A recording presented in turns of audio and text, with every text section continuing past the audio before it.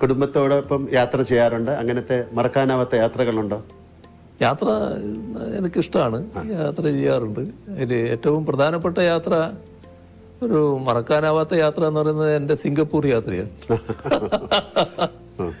ഞാനും വൈഫും മകളും എല്ലാം കൂടി പിന്നെ ഒരു യാത്ര നേരത്തെ ഉണ്ടായിരുന്നു.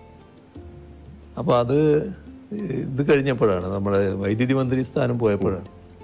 അപ്പോൾ എൻ്റെ കയ്യിൽ ആ സമയത്തുള്ള യാത്ര ചെയ്യുമ്പോൾ നമുക്ക് കിട്ടുന്ന പോയിന്റ്സ് ഉണ്ട്. അതെ അതെ. അപ്പോൾ അത് ഉപയോഗിച്ചാണ് ഇവിടത്തേക്ക് പോകുന്നത്.